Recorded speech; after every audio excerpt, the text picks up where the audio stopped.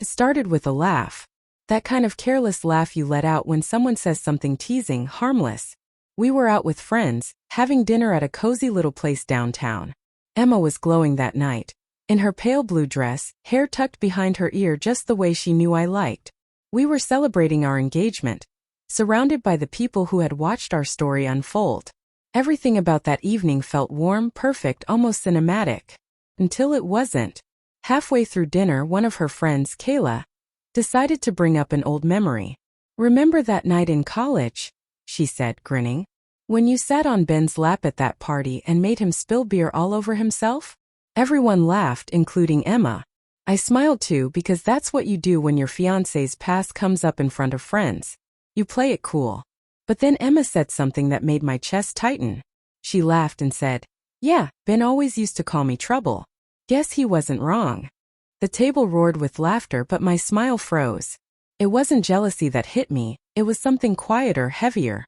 The way she said his name. The way her eyes softened just slightly when she remembered him. It was a moment that lasted no more than 3 seconds, but it planted something sharp inside me. Later that night, when she was in the shower, I scrolled through her Instagram. Not because I didn't trust her, but because I wanted to look at our engagement photos again. That's when I noticed a new story highlight she'd added. College days. I tapped it without thinking.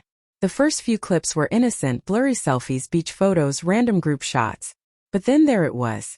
A picture that made my entire body go still. Emma sitting on a guy's lap, smiling into the camera. His arms were wrapped around her waist like he'd done it 100 times before. The caption read, "Sometimes you miss the old days." My stomach dropped. I didn't even need to ask who he was. Ben. The same name she'd laughed about hours ago.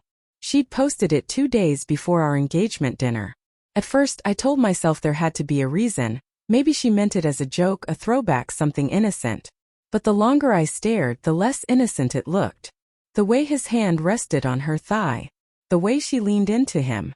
And that caption, it didn't sound like a joke. It sounded like nostalgia.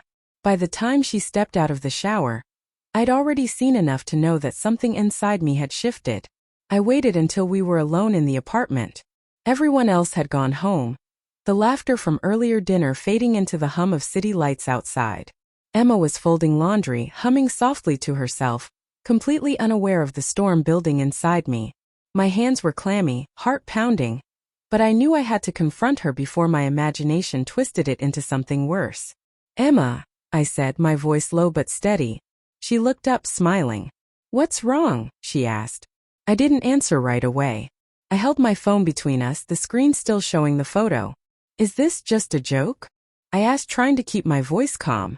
Her face froze. The smile faltered. "What?" "Oh, that it's nothing. Just a throwback. Ben and I were friends. We laughed at old times. That's all." But I could see it in her eyes, the flicker of hesitation, the tiny, guilty pause before she spoke. Something about the way she avoided my gaze made my chest tighten. I wanted to believe her, I really did.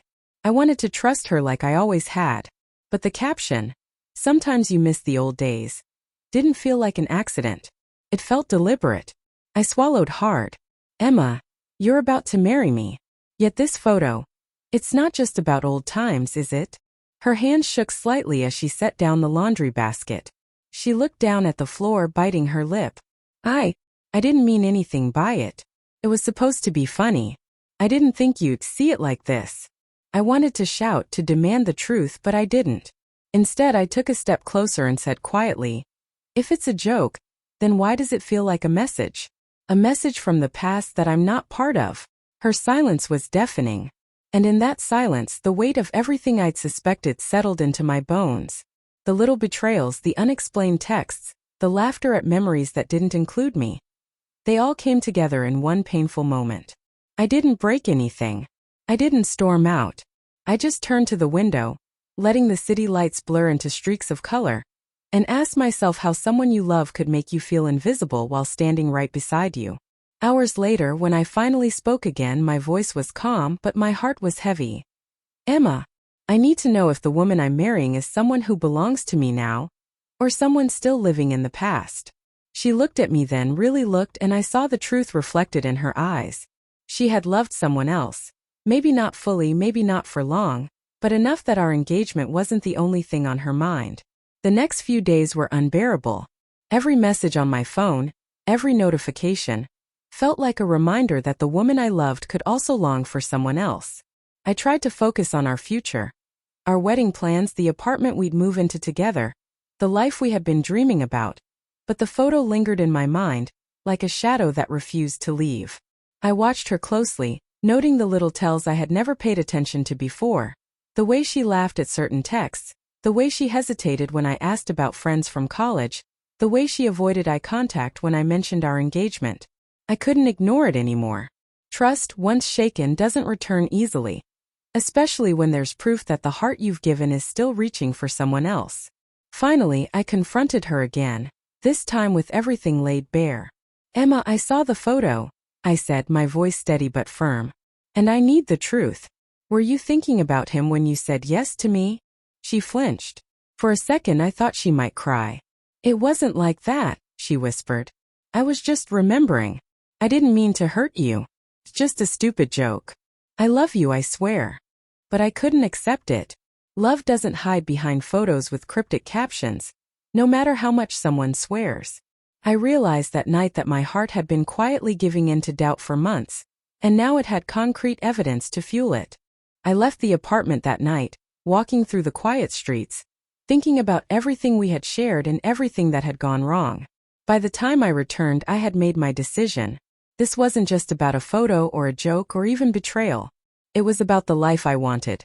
One built on trust, honesty, and a future where my heart wouldn't constantly doubt the woman beside me. The next morning, I handed her a letter. It wasn't loud, it wasn't dramatic, but it was final. I explained that I couldn't continue with someone whose heart still lingered in the past, that love required presence, not nostalgia, and that I deserved someone fully committed, not someone half remembering someone else. She cried, pleaded, promised change, but I stood firm. I didn't want her to leave angry. I wanted her to leave aware. As she packed her things and left, I watched from the doorway. The apartment felt emptier, yes, but it also felt lighter, freed from the weight of doubt.